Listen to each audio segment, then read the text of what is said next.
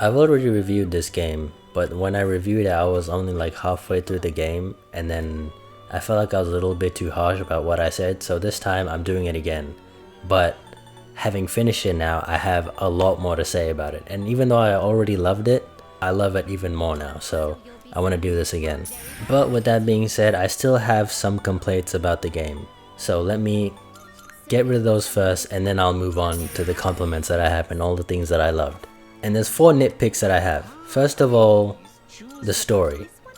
I liked the story by the end, but the first 50% or 40 to 50%, I thought it was way too slow. I did not like the pacing. I felt like I was going in the same place the whole time.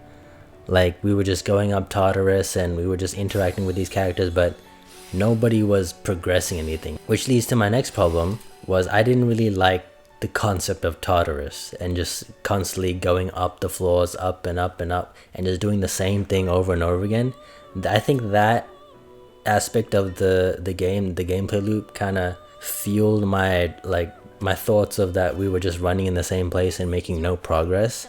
But I did like how in each section of Tartarus, like, it visually changed, and they made an effort to spice it up a little bit with like the monad doors, and that added another challenge to it, and the golden shadows. But overall it was still pretty tedious. And another thing I found tedious was the social links.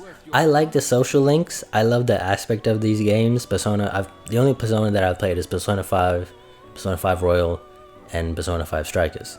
So this is my first other Persona game, and I love the social stuff. I love going around, managing your time, thinking about what to level up, trying to make the right choices. It's really just a social life simulator, and I think that is so fun and it's so addicting. But the thing with this game is I really didn't care about much of the social links. Like, most of them to me were not interesting at all, besides like some exceptions such as Aegis, Maiko, Tanaka, Akanari, the monk that was in the club, and Mitsuru. Like, those are pretty much the only social links where I was like somewhat interested in this story, but everyone else was kind of a drag. They weren't charismatic, especially the people in the school, like the guy on the track team and the other guy who's in love with his teacher. It's like, man, I don't care. And now my final complaint of the game, which isn't really the game's fault, I guess. It's really just a sign of the times, and this really is a remake of an older game. It's really just polishing an old gem. You can polish it as much as you want, but it's still the same gem, right? And that complaint that I have is late game. In like the last month or last 2 months of the game, once you've like leveled up everything and leveled up most of your social links and your stats, there's like nothing to do. You just kind of have to sit around and, like, I don't know, go to a restaurant or work part-time, and it doesn't even matter working part-time because you can get so much money from Tartarus, and it doesn't matter working part-time or because your stats are probably already maxed out by then, and social links are mostly done. So on days off, if you don't have school or whatever, you have nothing to do. Like, I spent most of the last 2 months of the game just going to sleep. But yeah, that's it. Those are my only 4 nitpicks slash complaints. So, my compliments. The combat, amazing. I love the combat. I love how the further you go on through the game, the more complex it gets.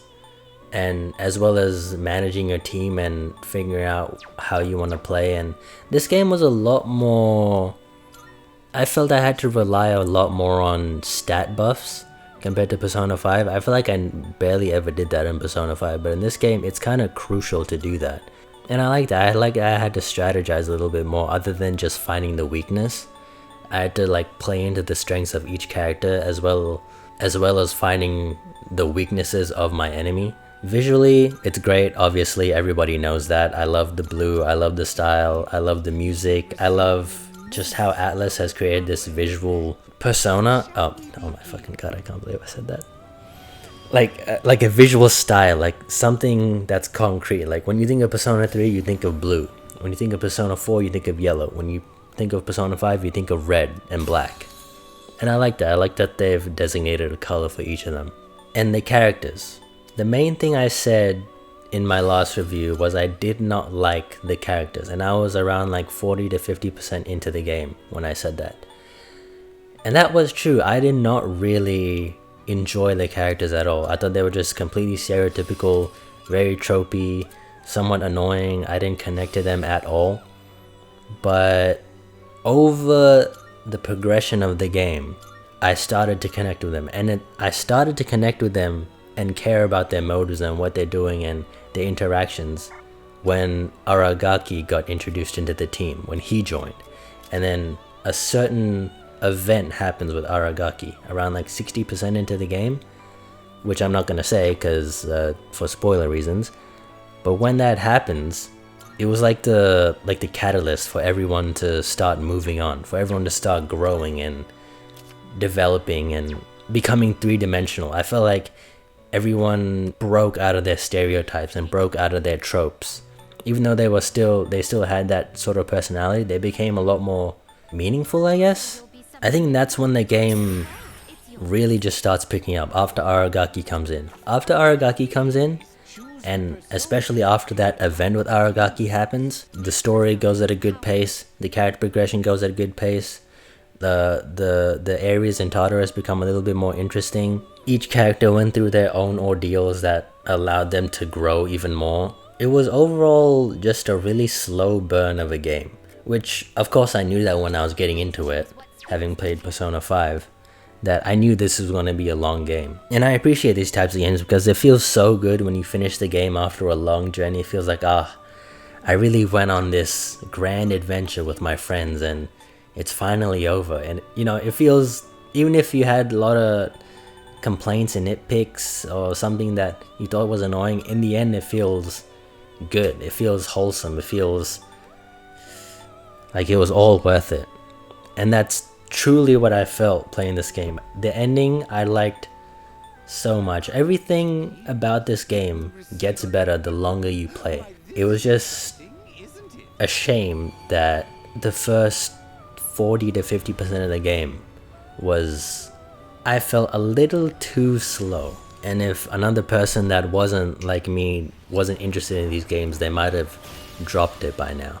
But I knew that people loved Persona 3, and I just loved the gameplay and the way the game looks, that of course I was going to play through it. And by the end, I loved it. I loved the ending. I loved the final boss fight. It was so nice. The ending was so wholesome, so beautiful.